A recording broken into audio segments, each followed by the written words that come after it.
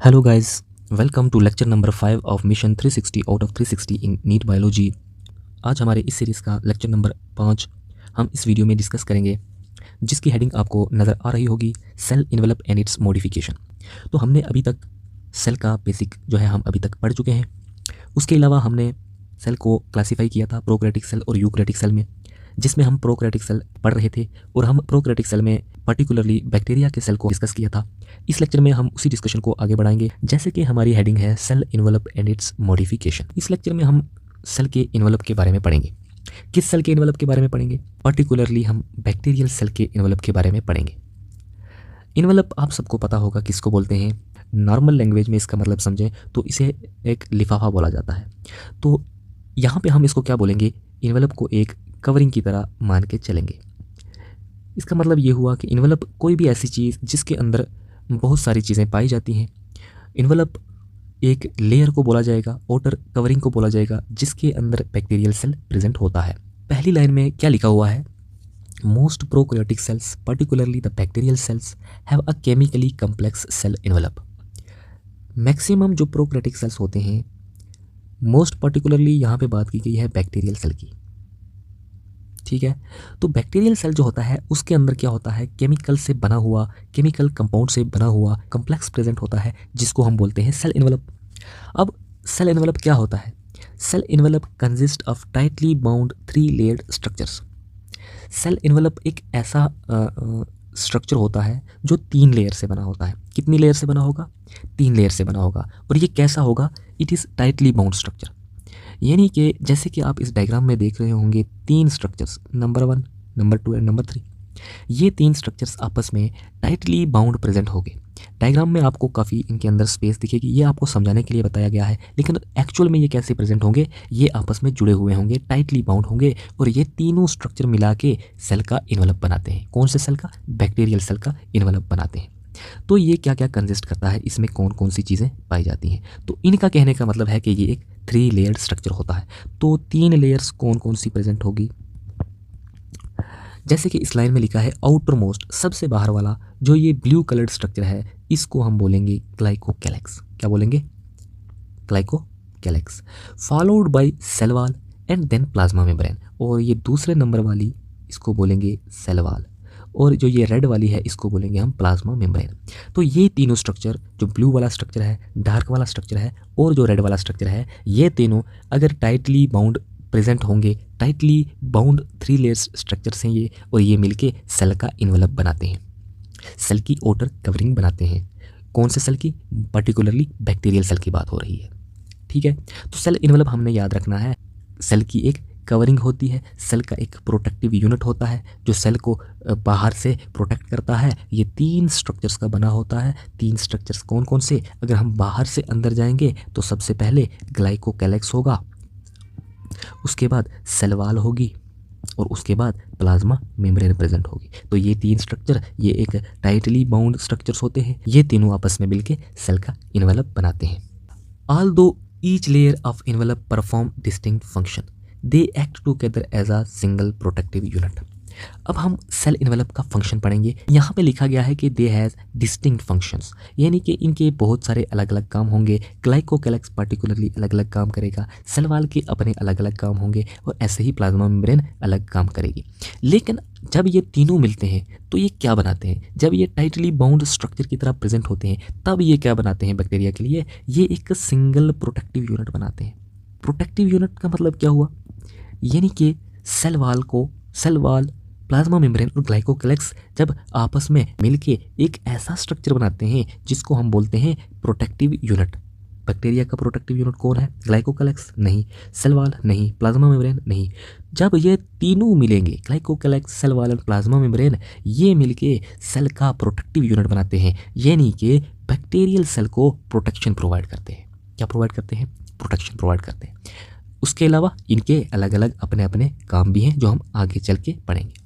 Bacteria can be classified into 2 groups on the basis of difference in cell envelope and the manner in which they respond to staining procedure developed by Gram।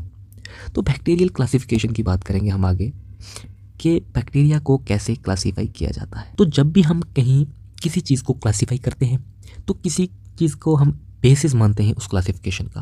पहले हम वो basis ढूंढते हैं कि हम किसके base पे bacteria को क्लासीफाई करेंगे। तो इन्होंने बताया कि पहला बेसिस ये था सेल एनवेलप का स्ट्रक्चर, कि कैसा सेल एनवेलप प्रेजेंट है, हम उसके बेस पे बैक्टीरिया को डिवाइड करेंगे। या फिर दूसरा ये था कि एक स्टेनिंग प्रोसीजर किया गया, एक एक्सपेरिमेंट किया गया ग्राम के द्वारा। किसने किया था? ग्राम एक साइंटिस्ट है, उसने एक एक्सपेरिमेंट किया था, जिस एक्सपेरिमेंट को बोलते हैं हम ग्राम्स स्टेनिंग प्रोसीजर। इस एक्सपेरिमेंट में उसने क्या किया? एक्सपेरिमेंट में उसने बैक्टीरियाज लिए, ठीक है, और उन बैक्टीरियाज को उसने किसके साथ टेस्ट किया? एक स्टेन के साथ। स्टेन बोलते हैं हम कलर को, या फिर कलरिंग एजेंट यूज़ किया उसने। एक स्टेन यूज़ किया, एक कलर यूज़ किया, जिसको हम बोलेंगे क्रिस्टल वायलेट। उसने कौन सा स्टेन यूज़ किया? Crystal violet. जब उसने बैक्टीरियाज के ऊपर ये ट्राई किया तो कुछ बैक्टीरियाज थे जिन्होंने वो वाला कलर रिटेन कर लिया। तो जो बैक्टीरियाज इस स्टेन को रिटेन कर लेते हैं, जो इस स्टेन को रिटेन कर लेते हैं, उनको उसने बोला ये ग्राम पॉजिटिव है। और जिन बैक्टीरियाज ने इस कलर को रिटेन नहीं किया, उन्होंने कलर को लूज कर दिया, उन्होंने कलर को टेक अप नहीं किया, उन बैक्टीरियाज को उसने बोला ये ग्राम नेगेटिव बैक्टीरियाज है। समझ आया? तो उसने बैक्टीरियाज लिए और एक अपना स्टेन डाला उनके ऊपर एक्सपेरिमेंट के दौरान। तो कुछ बैक्टीरियाज थे, उन्होंने उस स्टेन को पकड़ लिया, जैसे यहाँ लिखा गया those that take up the gram stain. जिन्होंने ग्राम स्टेन को टेक अप कर लिया, उसको उसने बोला कि ये ग्राम पॉजिटिव बैक्टीरिया है। And others that do not are called gram negative bacteria. और कुछ बैक्टीरियाज थे स्टेन को टेक अप नहीं किया, उनको ग्राम नेगेटिव बोलेंगे। अब ग्राम का एक्सपेरिमेंट बहुत इंपॉर्टेंट है, हो जाता है, ठीक। अभी तक जो इन लाइंस में लिखा था ये तो हमने अच्छे से समझ लिया, लेकिन ग्राम का एक्सपेरिमेंट आपको पढ़ना बहुत ज़रूरी है। इसमें कौन कौन से स्टेन यूज़ किए और भी बहुत से एजेंट्स इसने इस एक्सपेरिमेंट में यूज़ किए, इस एक्सपेरिमेंट में क्या क्या स्टेप्स थे और इस एक्सपेरिमेंट का क्या प्रोसीजर था, ये हम इसके लिए हम ग्राम स्टेनिंग पे एक अलग से स्पेशल वीडियो लाएंगे। हम उसमें डिटेल्ड प्रोसीजर पढ़ेंगे। अभी तक के लिए आपको इतना ही समझना है जितना आपको बताया गया है। अब सेल इन्वेलप को हम डिटेल में पढ़ेंगे कि सेल इन्वेलप में 3 स्ट्रक्चर्स हमने जो पढ़े उनको हम थोड़ा थोड़ा पढ़ेंगे। तो पहला स्ट्रक्चर ग्लाइकोकैलेक्स पढ़ेंगे हम। तो क्या लिखा गया है? Glycocalyx differ in composition and thickness among different bacteria. अब जो ग्लाइकोकैलेक्स होता है, अलग अलग बैक्टीरियाज में इनकी कंपोजिशन यानी जिस चीज़ से ये बने हुए हैं वो अलग अलग होगी। डिफरेंट बैक्टीरियाज में इनकी कंपोजिशन अलग होगी एंड थिकनेस, और इनकी जो थिकनेस है, इनकी जो मोटाई है, ये डिफरेंट बैक्टीरियाज में अलग अलग थिकनेस में प्रेजेंट होंगे। किसी में थिकनेस कम होगी, किसी में थिकनेस ज़्यादा होगी। अब आगे लिखा है it could be a loose sheet called slime layer in some while in others it may be thick and tough called capsule. कहने का मतलब ये हुआ कि ग्लाइकोकैलेक्स की थिकनेस अलग अलग हो सकती है, या तो ये ज़्यादा थिक हो सकती है या ये कम थिक हो सकती है। ये 2 तरीके से प्रेजेंट हो सकती है। एक, अगर ये लूजली अरेंज है as a loose sheath means layer या फिर कवरिंग, ये अगर लूज प्रेजेंट है, लूज शीथ की तरह प्रेजेंट है, तो हम ग्लाइकोकैलेक्स को एक स्पेशल नाम देंगे जिसको बोलते हैं हम स्लाइम लेयर। और अगर इसकी थिकनेस ज़्यादा है, ये एक थिक लेयर की तरह प्रेजेंट है, या फिर ये एक टफ लेयर की तरह प्रेजेंट है, हार्ड लेयर की तरह प्रेजेंट है, एक सख्त लेयर की तरह प्रेजेंट है, तो इसे हम कैप्सूल बोल देंगे। क्या बोलेंगे? कैप्सूल। तो इस लाइन का क्या मतलब हुआ? पहली लाइन में इन्होंने लिखा कि ग्लाइकोकैलेक्स की कंपोजिशन डिफर कर सकती है हर बैक्टीरिया में, ग्लाइकोकैलेक्स की थिकनेस डिफर कर सकती है हर लेयर में। तो उसी के बेस में इन्होंने ग्लाइकोकैलेक्स को 2 टाइप्स में डिवाइड किया। अगर ये इसकी थिकनेस ऐसा लूज शीट अरेंज है, अगर ये थिकनेस में लूज शीट की तरह अरेंज है, एक लूज लेयर है इसके अराउंड, अगर बैक्टीरिया के अराउंड प्रेजेंट है, तो उस वाली ग्लाइकोकैलेक्स को हम स्लाइम लेयर बोलेंगे। और अगर इसकी थिकनेस ज़्यादा है या इसकी थिकनेस टफ है, हार्ड है, तो उसे हम कैप्सूल बोलेंगे। ठीक है, पहला पार्ट हमारा अच्छे से क्लियर हो गया। ग्लाइकोकैलेक्स के रिलेटेड जितने भी क्वेश्चन हैं वो आपको आसानी से हो जाएंगे। ग्लाइकोकैलेक्स क्या है? Outermost covering of cell envelope है। आउटर मोस्ट जो लेयर होती है सेल एनवेलप की, वो ग्लाइकोकैलेक्स होती है। ग्लाइकोकैलेक्स में स्लाइम लेयर याद रखना है, ग्लाइकोकैलेक्स में कैप्सूल याद रखना है। सेल एनवेलप का जो दूसरा हिस्सा है जो ग्लाइकोकैलेक्स के अंदर होता है, हम उसको पढ़ेंगे। वो स्ट्रक्चर कौन सा होता है? Cell wall. तो सेल वॉल के बारे में इन्होंने क्या लिखा है? Cell wall determines the shape of cell and provide a strong structural support. तो यहाँ पे सेल वॉल के फंक्शंस की बात की गई है। तो सबसे पहले बताया गया है कि सेल वॉल जो है वो सेल को शेप प्रोवाइड करती है। क्या प्रोवाइड करती है? शेप। सेल वॉल यानी कि वॉल का मतलब दीवार होता है, किसी भी बिल्डिंग की दीवार को देख के हम दीवारों को देख के हम उसकी शेप का पता लगा सकते हैं। इसी तरह सेल की शेप हमें कैसा पता चलेगी, वो हमें सेल की वाल डिटरमाइन करेगी। जैसी सेल वाल होगी उसी के बेस पे हम सेल की शेप को डिटरमाइन करेंगे। हमने जैसे पिछले लेक्चर्स में पढ़ा कि सेल की डिफरेंट शेप्स होती हैं। अब उस शेप को कौन बताता है हमें, उस शेप को कौन डिटरमाइन करता है, तो सेल वाल एक ऐसा स्ट्रक्चर है जो सेल की शेप को डिटरमाइन करता है कि सेल की शेप कैसी होगी, वो सेल वाल पे डिपेंड होगी। जैसी सेल वाल होगी वैसी सेल की शेप होगी। तो पहला फंक्शन क्या हो गया, it provide shape to the cell. दूसरा आगे बताया गया है, ये सिंपल सी बात है कि दीवारें क्या करती हैं, सपोर्ट प्रोवाइड करती हैं बिल्डिंग को। तो जो सेल के अंदर स्ट्रक्चर्स होते हैं उनको कौन सपोर्ट करेगा, तो बहुत ही आसान है, सेल वाल सपोर्ट करेगी, दीवारें सपोर्ट करेंगी। जो सेल वाल होती है उसका दूसरा काम क्या बताया इन्होंने, ये स्ट्रॉन्ग स्ट्रक्चरल सपोर्ट प्रोवाइड करती है। ठीक है, सेल वाल के अंदर जितने स्ट्रक्चर्स होंगे उनको कौन सपोर्ट देगा, सेल वाल। ठीक, क्योंकि ये बाहर दीवार की तरह प्रेजेंट होती हैं और दीवारों का काम होता है सपोर्ट प्रोवाइड करना। अगला लिखा गया है कि it prevents the bacterium from bursting और कोलैप्सिंग।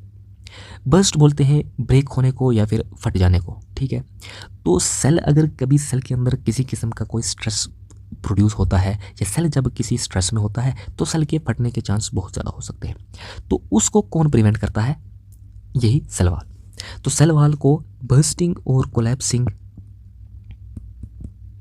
कोलैप्स का मतलब भी आपको पता होगा कि सेल वाल सेल को टूटने से या फटने से या फिर ब्रेक होने से प्रिवेंट करती है। सेल वाल के 3 काम हमें आसानी से याद होने चाहिए। सेल वाल जो है वो सेल को स्ट्रक्चरल सपोर्ट प्रोवाइड करती है, सेल वाल जो है सेल को मोस्ट इंपॉर्टेंटली शेप प्रोवाइड करती है, और तीसरा ये है कि सेल वाल जो है वो सेल को कोलैप्स होने से या फिर बर्स्ट होने से, फटने से, टूटने से सेल को प्रिवेंट करती है। अब तीसरा पढ़ेंगे हम। तीसरा क्या था सेल इनवेलप का पार्ट, वो था plasma membrane. Plasma membrane is selectively permeable in nature and interacts with outside world. तो सेलेक्टिवली परमिएबल का मतलब क्या हुआ, देखिए सबसे पहले आपने ये दिमाग में बिठाना है कि प्लाज्मा मेम्ब्रेन एक गेट की तरह काम करती है। हमारी बिल्डिंग है उसमें गेट होता है, तो गेट का काम क्या होता है, गेट का काम होता है अंदर या बाहर जाने के लिए मदद करता है। दूसरा गेट का काम है ये है कि ये आउटसाइड वर्ल्ड के साथ कंटेक्ट बनाए रखता है, इंटरेक्ट विद आउटसाइड वर्ल्ड।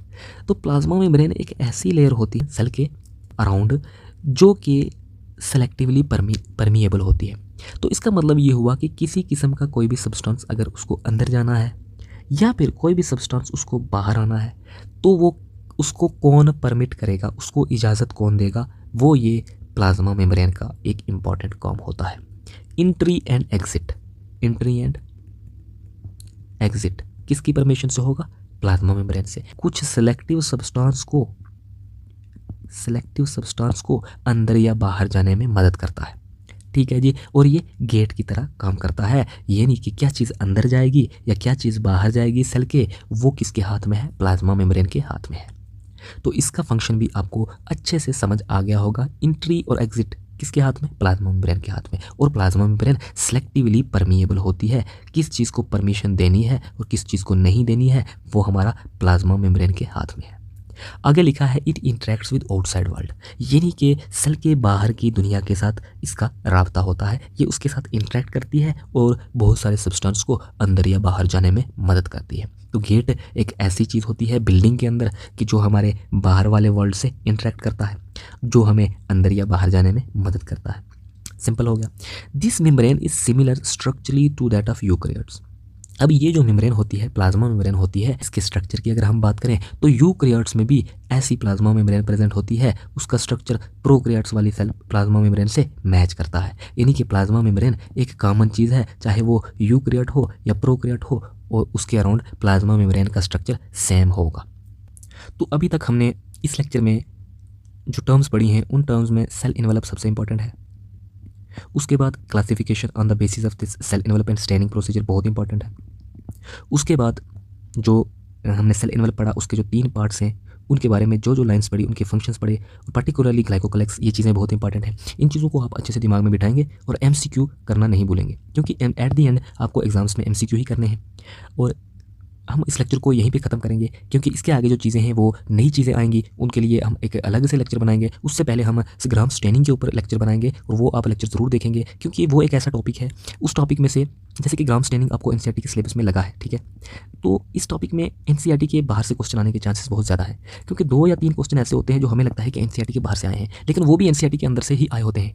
क्योंकि जो हेडिंग्स होती हैं उनको, कुछ हेडिंग्स ऐसी हैं एनसीईआरटी में जो आपको थोड़ा सा हट के पढ़नी होती हैं, थोड़ा सा बाहर से पढ़नी होती हैं, क्योंकि इसमें जो है ग्राम का स्टैंड का नाम नहीं बताया गया है, और ग्राम्स ने बहुत सारे और स्टैंड्स भी यूज़ किए थे। पूरा प्रोसीजर उसका हम अगली वीडियो में बताएंगे, ताकि वो जो 2 या 3 क्वेश्चन आपको एनसीईआरटी के बाहर से आते हैं, जो हमें लगते हैं कि बाहर से है, एक्चुअल में वो बाहर से नहीं होते, वो वाला टॉपिक आपको सिलेबस में लगा होता है और वो आपको डिटेल में पढ़ना होता है। इसलिए हम उस वीडियो को आपके लिए स्पेशली लेके आएंगे, ताकि आपके वो क्वेश्चन भी क्लियर हों, जिसमें आपका ये मिशन 360 आउट ऑफ 360 वाला जो मिशन है, इसमें आपको कोई रुकावट ना आए।